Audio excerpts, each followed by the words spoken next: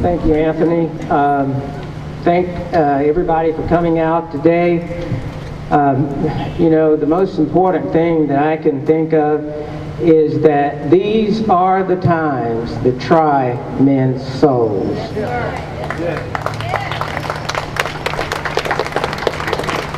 During 9/11, our freedom was almost taken away by force. We now have a stealth attack.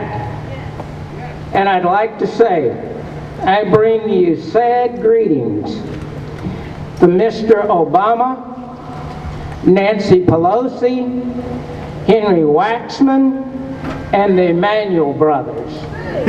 I don't know if you know the Emanuel brothers. Ralph, the chief of staff for the president's office. His brother Ezekiel is his chief health advisor. He has something called the Reaper curve. It starts off at the bottom, does a blimp, and comes down. The people in the middle, they plan to pay their money for. From 1 to 10 years of age, they are not productive. We haven't invested in their health care, so they can die. People above 60, their youthfulness has gone away. If you remember seeing the little vignette where this lady who had a 95-year-old grandmother who had an irregular heartbeat, she needed a pacemaker. The first doctor said, "I'm sorry, you're too old." She took him to another doctor and he said, "I can see you vim and vigor." They put a pacemaker in her. It's now 5 years later. She's active, she's shopping, she's living a good life. The lady was at a political meeting. Our president was there. She asked him, she said, "Is there any allowance for an individual who has these types of characteristics?" He said to her, "You know, we have to look at the entire country. We have to take the costs into consideration. And the most difficult choice are end-of-life decisions." And that for her, she probably should have gotten the little purple pill, the pain pill. Now, I've worked in many different types of situations. I'm a graduate of the University of Southern California. I did my internship, as you said, up in Santa Barbara. I did my residency and my fellowship at Martin Luther King. I had a joint appointment at UCLA and the University of Southern California.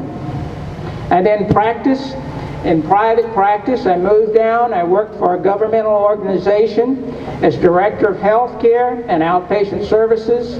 I then got hold to a Hillary Care scare. I moved back to the United States and decided to learn the HMO business. So I've been in academic settings, I've been in private practice, I've been under governmental control health care. The bottom line is, they promise you everything until you get in.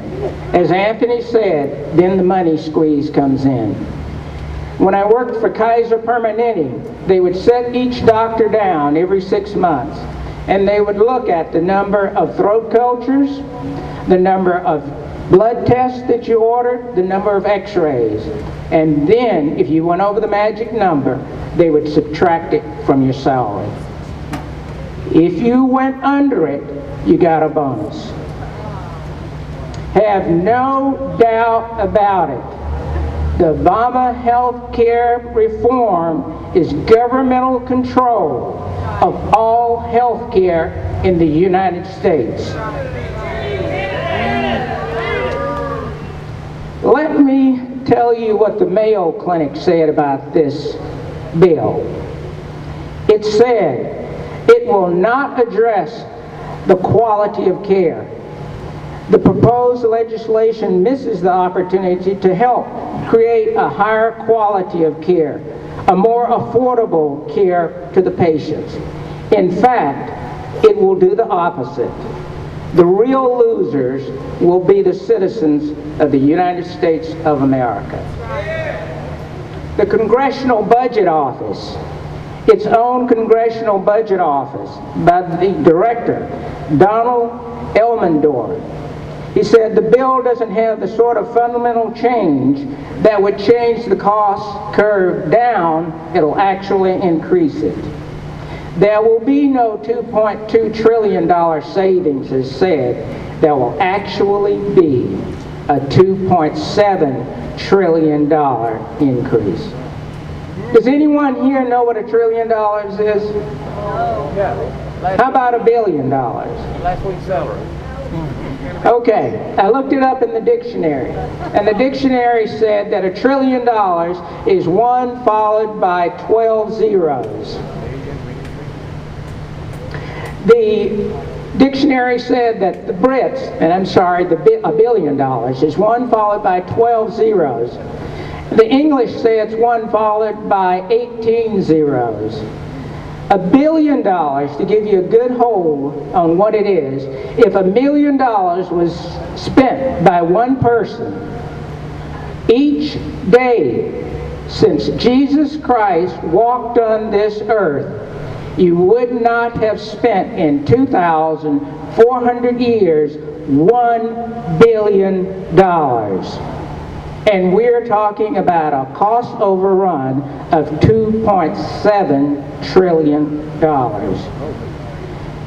Let me give you a couple of quotes from the Mother Bill.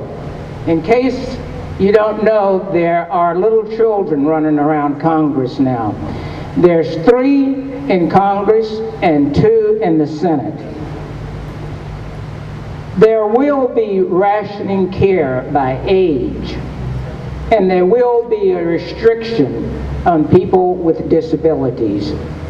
In England, they have a committee called the NICE Committee. It looks at the cost of your medication or your treatment divided by the number of years